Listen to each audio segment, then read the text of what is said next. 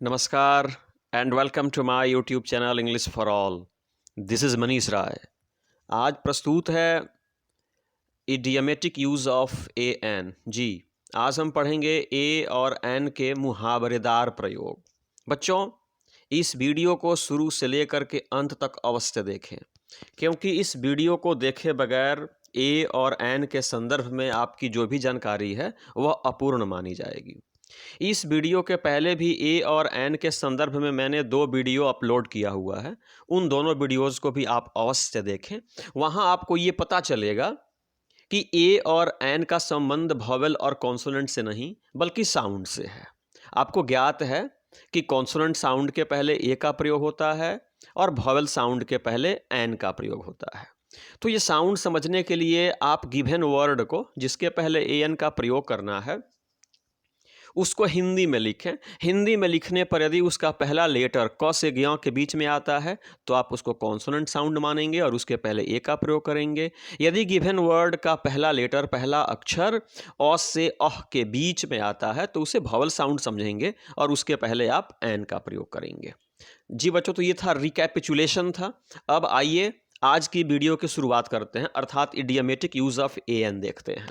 यानी आज की जो वीडियो है, अगर बच्चों इन फ्रेजेज के साथ आपने ए और एन का प्रयोग नहीं किया तो आपका पूरा वाक्य गलत माना जाएगा and it will fetch no marks for you, और आपके लिए वह किसी काम का भी नहीं होगा। तो आज की वीडियो को शुरू से अंत तक देखें और ए और एन के मुहावरेदार प्रयोग को सीखने की कोशिश करें। तो आज का पहला इडियम है हमारा, आज का पहला फ्रेज है इन ए हरी। बच्चों, इन ए हरी का अर्थ होता है जल्दीबाजी में। जी बच्चों, इन ए हरी का अर्थ होता है जल्दीबाजी में। देखिए बच्चों, अगर आप यहाँ पे ए का प्रयोग नहीं करेंगे तो आपका वाक्य अपूर्ण माना जाएगा, आपका वाक्य गलत माना जाएगा और यह वाक्य आपके लिए एक भी अंक नहीं लाएगा। तो याद रखिए, इन ए हरी मतलब होता है जल्दीबाजी में। She was in a hurry when I saw her, जब मैंने उनको देखा तब वह हड़बड़ी में थी, तब वह जल्दीबाजी में थी। तो इन ए हरी का अर्थ हुआ हड़बड़ी में या जल्दीबाजी में। और बच्चों, इस फ्रेज में ए का प्रयोग करना लाजमी है। दूसरा है इन ए टेम्पर। बच्चों, इन ए टेम्पर का मतलब होता है गुस्से में। इन ए टेम्पर का मतलब होता है गुस्से में। तो बच्चों, इन ए टेम्पर जो है ये इडियमेटिक यूज़ ऑफ ए और एन है। यहाँ पे आपको ए का प्रयोग करना ही करना है। तो इन ए टेम्पर का मतलब होता है गुस्से में। He always remains in a temper this days, आजकल वह हमेशा गुस्से में रहते हैं। आजकल वे हमेशा गुस्से में रहते हैं। वाक्य में भी बच्चों ए और एन के प्रयोग को देखें। तीसरा है इन ए डायलेमा। बच्चों, इन ए डायलेमा मतलब दुविधा की स्थिति में, असमंजस की स्थिति में। तो सी इज इन ए डायलेमा, वह दुविधा की स्थिति में है। She can not choose between the two, वह दो के बीच, दो वस्तुएं हैं, दो कोई सामान है या दो आदमी हैं, उन दो में से एक को वह चुन नहीं सकती। क्यों नहीं चुन सकती? सी इज इन ए डायलेमा, क्योंकि वे असमंजस की स्थिति में है। अगला है बच्चों इन a raise. In a raise का अर्थ भी होता है गुस्से में होना। तो your mom seems to be in a rage, आपकी माताजी गुस्से में दिखाई पड़ती हैं। ऐसा प्रतीत हो रहा है कि आपकी माताजी गुस्से में है। तो इन ए रेज का मतलब भी होता है गुस्से में। देखिए बच्चों, ए का प्रयोग करना यहाँ पे लाजमी है। अगला है इन ए मूड, ये मिजाज बताता है। इन ए गुड मूड, अच्छे मिजाज में। इन ए बैड मूड मतलब खराब मिजाज में, मतलब गुस्से में। तो he is in a good mood now, इस समय उनका मिजाज अच्छा है। अगला है बच्चों इन a fix. In a fix का अर्थ होता है द्वंद्व में या अनिश्चयता की स्थिति में। इन ए फिक्स। तो when ever see is in a fix, जब कभी भी वह अनिश्चयता की स्थिति में होती हैं, she comes to me for my advice, तब वह मेरे पास सलाह के लिए आती हैं। तो इन ए फिक्स का मतलब हुआ द्वंद्व में या अनिश्चयता में। बच्चों, अगला है इन a nut cell. In a nut cell का मतलब होता है संक्षेप में। जी, इन ए नट सेल का मतलब होता है संक्षेप में। Tell me the whole story in a nutshell, यानी पूरी कहानी मुझे संक्षेप में बताओ। Tell me the whole story in a nutshell, पूरी कहानी मुझे संक्षेप में बताओ। तो इन ए नट सेल जो है, यहाँ पर भी ए का प्रयोग करना बेहद जरूरी है, अन्यथा आपका वाक्य गलत हो जाएगा। अगला है बच्चों come to an end. Come to an end का मतलब होता है समाप्त होना, यहाँ पे ए लगाना बेहद जरूरी है। कम टू एन एंड मतलब समाप्त होना। The debate came to an end after 2 days, 2 दिनों के बाद जा करके डिबेट क्या हुआ, समाप्त हुआ। यानी जो डिबेट चल रहा था वह 2 दिनों के बाद कम टू एन एंड मतलब समाप्त हुआ। नंबर 9 है बच्चों वेरी इंपॉर्टेंट, कैच और हैव अ कोल्ड मतलब ठंडी लग जाना। कैच और हैव अ कोल्ड, यहाँ पे कोल्ड के पहले ए का प्रयोग बेहद जरूरी है बच्चों। He had a cold yesterday, कल उनको ठंडी लग गई थी। He had a cold yesterday, कल उनको ठंडी लग गई थी। अगला है बच्चों eight a stretch. Eight a stretch का मतलब होता है बच्चों लगातार। जी, एट अ स्ट्रेच का मतलब होता है लगातार। I can study 6 hours at a stretch. I can study 6 hours at a stretch, मैं लगातार 6 घंटे मतलब एक बैठे 6 घंटे पढ़ सकता हूँ। तो एट ए स्ट्रेच भी बच्चों याद रखेंगे आप। अगला है as a rule. As a rule का मतलब होता है सदा या हमेशा। एज ए रूल का मतलब होता है सदा या हमेशा। As a rule I get up before sunrise, यानी सदा या हमेशा मैं सूर्योदय के पहले जग जाता हूँ या उठ जाता हूँ। तो एज ए रूल भी याद रखेंगे बच्चों। आप क्या पढ़ रहे हैं, idiomatic use of a and an. Number 12 कह रहा है फॉर ए व्हाइल। बच्चों फॉर ए व्हाइल का मतलब होता है थोड़ी देर के लिए। तो I asked her to wait for a while, मैंने उनसे थोड़ी देर के लिए प्रतीक्षा करने को कहा। मैंने उनको थोड़ी देर के लिए वेट करने को कहा। ये बच्चों सबसे कॉमन है make a noise. Make a noise का मतलब हल्ला करना, शोरगुल करना। तो never make a noise in the class, वर्ग में कभी शोर मत करो। तो मेक अ नॉइज भी याद रखेंगे, मेक नॉइज नहीं लिखेंगे, जब लिखेंगे तब मेक अ नॉइज लिखेंगे। अगला है बच्चों make a fun. Make a fun मतलब मजाक उड़ाना। मेक अ फन मतलब मजाक उड़ाना। She is in the habit of making a fun of our friends, यानी उन्हें अपने मित्रों का मजाक उड़ाने की आदत है।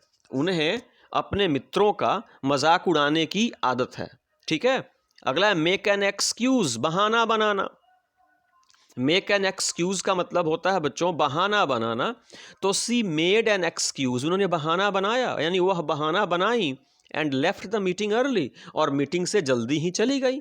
मतलब स्टमक एक, जैसे पेट दर्द हुआ, हेडक सर दर्द हुआ, कि लोग कहते हैं ना अरे पेट में दर्द है और काम से चले जाते हैं, तो वही होता है मेक एन एक्सक्यूज। तो she made an excuse and left the meeting early, यानी वह बहाना बनाई और मीटिंग से जल्दी चली गई। अगला बच्चों make a deal, very important. Make a deal का मतलब होता है बच्चों, मेक अ डील का अर्थ होता है सौदा करना। लेट्स मेक अ डील, आइए हम लोग आपस में सौदा करते हैं। Not to criticise each other, कि हम लोग एक दूसरे की आलोचना नहीं करेंगे। जैसे आजकल बच्चों पंचायती चुनाव चल रहा है ना अपने बिहार में, तो यहाँ बहुत सारे उम्मीदवार जो होते हैं ना वो मेक ए डील करते हैं, आपस में सौदा करते हैं कि मैं आपकी शिकायत नहीं करूँगा और आप मेरी शिकायत नहीं करेंगे। तो वही है let's make a deal not to criticise each other, यानी आओ या सौदा करें या तय करें कि हम एक दूसरे की आलोचना नहीं करेंगे। नंबर 17 है and in a draw. And in a draw का मतलब ड्रॉ में समाप्त होना। जैसे कोई मैच, टेस्ट मैच होता है ना, वो ड्रॉ में समाप्त हुआ, मतलब कोई टीम नहीं जीत पाई। तो the test match ended in a draw, test match जो था ना वो ड्रॉ में समाप्त हुआ। अगला है हैव और टेक अ रेस्ट, इंपॉर्टेंट है बच्चों। Please have a rest, please have a rest now, कृपया अब आराम कर लीजिए। टेक ए रेस्ट कहिए या हैव ए रेस्ट कहिए, मतलब हुआ आराम करना। बच्चों हैव ए ड्रिंक मतलब वही होता है कुछ पीना। अगला है हैव टेक अ लुक। देखिए अक्सर लोग बोलते हैं प्लीज टेक ए लुक, यानी कृपया देखिए। प्लीज हैव ए लुक, कृपया देखिए। तो वही है प्लीज हैव और take a look at the picture, कृपया इस तस्वीर को देखें। तो हैव ए लुक भी सही है बच्चों, टेक ए लुक भी सही है। अगर ए का प्रयोग नहीं करेंगे या वाक्य आपका गलत हो जाएगा। यहाँ कहने का मतलब हुआ बच्चों कि यहाँ पे वर्ब का प्रयोग नाउन की तरह हुआ है। यहाँ पे जो लुक है ना ये नाउन बन गया है। यहाँ पे टॉक देख रहे हैं ना ये नाउन बन गया है। यहाँ बात देख रहे हैं, यहाँ स्लीप देख रहे हैं ना ये नाउन बन गया है। तो जब बच्चों वर्ब का प्रयोग नाउन की तरह होता है ना तो उसके पहले ए और एन का प्रयोग जरूरी हो जाता है। तो देखिए 20 में देखा ना आपने, please have a look at the picture, कृपया तस्वीर को देखें। ये देखिए हैव ए टॉक, यानी बात करना जी। हैव ए टॉक मतलब बात करना। यहाँ वर्ब हो गया हैव और टॉक हो गया है नाउन, इसलिए ए का प्रयोग करना जरूरी है। तो I had a long talk with her yesterday, कल मेरी उनसे लंबी बात हुई थी। I had a long talk with her yesterday, कल मेरी उनसे लंबी बात हुई थी। अगला हैव और टेक अ बाथ, मतलब स्नान करना। तो you should take a bath daily, आपको रोज नहाना चाहिए, आपको रोज स्नान करना चाहिए। यहाँ भी बच्चों बाथ जो है ना नाउन बन गया है और हैव और टेक जो है ना ये वर्ब हो गए हैं। तो यहाँ पे वर्ब का प्रयोग नाउन की तरह हुआ है, इसलिए इसके पहले ए एन का प्रयोग जरूरी है। तो you should take a bath daily, आपको नित्य नहाना चाहिए। नंबर 23 कह रहा है कि have a slip, have a good sleep, have a short sleep. यहाँ पे स्लीप भी जो है ना ये वर्ब है लेकिन नाउन बन गया है, इसलिए ए का प्रयोग करना जरूरी है। वाक्य में देखिए, you need to have a good sleep after 2 sleepless nights. You need to have a good sleep after 2 sleepless nights, यानी 2 रात आप सो नहीं पाए हैं, इसलिए यू नीड टू हैव, आपको अच्छी नींद की क्या है, जरूरत है। यहाँ स्लीप का मतलब सोना नहीं हुआ, यहाँ पे स्लीप का मतलब नींद हुआ, ये नाउन बन गया है, इसलिए ए का प्रयोग करना जरूरी है। 24 कहता है हैव अ हेडेक, सर दर्द होना, हैव अ हेडेक। तो you had a bad headache last night, यानी कल रात आपके माथा में बहुत क्या था, दर्द था। तो ये पढ़ रहे हैं बच्चों ए और एन के इडियमेटिक यूज। अब 25 है हैव अ गुड मेमोरी, यानी अच्छी स्मृति होना। यानी कोई व्यक्ति, कोई लड़का, कोई लड़की जब बातों को बहुत जल्दी याद कर लेता है, समझ लेता है, तो उसको कहते हैं हैव ए गुड मेमोरी। तो your son had a good memory, यानी आपके बच्चे की जो स्मरण शक्ति है वह बेहतरीन है, यानी वह चीज़ों को बहुत जल्दी समझ लेता है और याद भी कर लेता है। तो your son had a good memory, यानी आपके बच्चे की स्मृति बहुत अच्छी है। अगला बच्चों हैव अ चैट, यानी गपशप करना, बात करना। हैव अ चैट, बात करना। तो the boy is having a chat with his mom, लड़का अपनी माँ से बात कर रहा है। तो बच्चों यहाँ पे ए का प्रयोग करना बिल्कुल क्या है, जरूरी है। अगला हैव ए गुड नॉलेज, ये बहुत जरूरी है, it is very important. Have a good knowledge, बच्चों नॉलेज जो है ना अनकाउंटेबल नाउन है, लेकिन जब उसके पहले एडजेक्टिव आ जाता है ना तब फिर हम ए एन का प्रयोग करते हैं। My teacher had a good knowledge of English, मेरे शिक्षक के पास अंग्रेजी का अच्छा ज्ञान था। हैव ए गुड नॉलेज या रिसीव ए गुड नॉलेज भी होता है। बच्चों नॉलेज जब अकेले आता है ना तो ए एन का प्रयोग ना करें, लेकिन जब उसके पहले कोई एडजेक्टिव आ जाए तो ए एन का प्रयोग अवश्य करें, जैसे यहाँ किया गया है, my teacher had a good knowledge of English. 28 कहता है have a quarrel, have a quarrel, लड़ाई करना, झगड़ा करना। देखिए बच्चों क्वारल यहाँ नाउन बन गया और हैव वर्ब हो गया। तो जब कभी भी वर्ब नाउन बनता है उसके पहले ए एन का प्रयोग करते हैं। तो she had a quarrel with her best friend last night, यानी कल रात उनकी अपने सबसे अच्छे दोस्त से लड़ाई हो गई थी। She had a quarrel with her best friend last night, कल रात मतलब वह अपने सबसे अच्छे मित्र से झगड़ पड़ी थी। और उसी का बच्चों ये पर्यायवाची है हैव अ फाइट, इसका मतलब लड़ाई होना होता है। तो फाइट यहाँ फिर से बच्चों नाउन है और है वर्ब है, तो जब वर्ब का प्रयोग नाउन की तरह होता है तो ये लगता है। तो I had a fight with my neighbour, यहाँ पे मेरी लड़ाई मेरे पड़ोसी से हो गई थी, पड़ोसी से मेरी लड़ाई हो गई थी, I had a fight.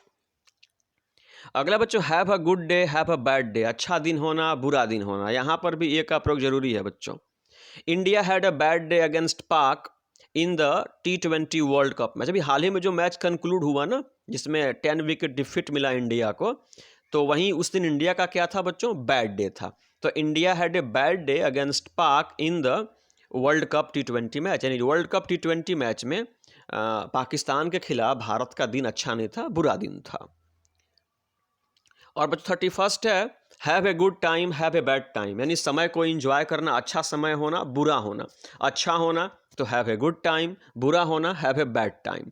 C is having a good time in Shimla, वह शिमला में अच्छा समय व्यतीत कर रही हैं, अच्छा समय गुजार रही हैं। बच्चों आप भी कहते हैं मेरा समय अच्छा नहीं है, तो I have a bad time. अगर समय अच्छा है I have a good time, वहां पर ए और एन का प्रयोग करना जरूरी है। 32 है गिव ए टॉक, यानी वक्तव्य देना, भाषण देना, व्याख्यान करना। गिव ए टॉक मतलब भाषण देना। तो सी gave a talk on dowry in the class, वर्ग में उन्होंने दहेज पर क्या दिया, भाषण दिया। तो गिव ए टॉक कहना बच्चों जरूरी है, ए का प्रयोग अवश्य करें। अगला गिव अ ब्रेक, बच्चों गिव अ ब्रेक का मतलब वो तोड़ना मोड़ना नहीं होता है। गिव ए ब्रेक का मतलब होता है मौका देना। जी, गिव अ ब्रेक का मतलब होता है मौका देना। वाक्य देखिए, Prakash Jha will give me a break in his upcoming film, यानी आने वाली अपनी फिल्म में प्रकाश झा मुझे काम करने का मौका देंगे। गिव अ ब्रेक, मौका देना। Prakash Jha will give me a break in his upcoming film, यानी अपनी आने वाली फिल्म में प्रकाश झा मुझे काम करने का मौका देंगे। अगला है बच्चों पे अ विजिट। पे अ विजिट का मतलब होता है मिलने जाना, देखने जाना। तो सी पेड अ विजिट, देखिए बच्चों ए का प्रयोग बिल्कुल करें। She paid a visit to her ailing mother, ailing father, यानी बीमार पिता को मिलने के लिए वह गई। अपने बीमार पिता से मिलने के लिए वह गई। तो पे ए विजिट मतलब मिलने जाना, देखने जाना। और अगला बच्चों गो इन टू ए कॉमा। लोग कहते हैं ना कि वह कॉमा में चले गए। तो आफ्टर द एक्सीडेंट, दुर्घटना के बाद, she has gone into a coma, वह कॉमा में चली गई हैं, मतलब वो अचेतन अवस्था में चली गई हैं। ठीक है ना। तो गो इन टू ए कॉमा, यहाँ भी कॉमा के पहले एक का प्रयोग करना जरूरी है। अगला है गो फॉर ए वॉक कहिए, गो फॉर ए स्विम कहिए, गो फॉर ए राइड कहिए, गो फॉर ए बाथ कहिए। बाथ, राइड, स्विम और वॉक का प्रयोग यहाँ पे नाउन के रूप में हुआ है। बच्चों ये वर्ब हैं, लेकिन इनका प्रयोग नाउन के रूप में हुआ। जब कभी भी वर्ब का प्रयोग नाउन के रूप में हो, आप उसके पहले ए एन का प्रयोग करें। उदाहरण यहाँ है, let's go for a walk, आइए टहलने चलते हैं। Let's go for a swim, आइए तैरने चलते हैं। Let's go for a ride, let's go for a bath. तो बच्चों ये 36 वाक्य थे जहां पे ए और एन का मुहावरेदार प्रयोग हुआ है, इडियमेटिक यूज हुआ है। बच्चों आप इस वीडियो को शुरू से अंत तक देखें। आई होप यह वीडियो आपके लिए उपयोगी प्रूव होगी और आप इससे अच्छा खासा ज्ञान, नॉलेज गेन करेंगे। बच्चों तो यह पर्टिकुलर वीडियो अगर आपको अच्छी लगी तो चैनल को प्लीज़ सब्सक्राइब करें, वीडियो को लाइक करें, अपने मित्रों से भी शेयर करें, अपने सुझाव भी दें। आपके सुझाव पे मैं काम करूंगा। तो चलते चलते मेरे साथ बोलें, जय हिंद।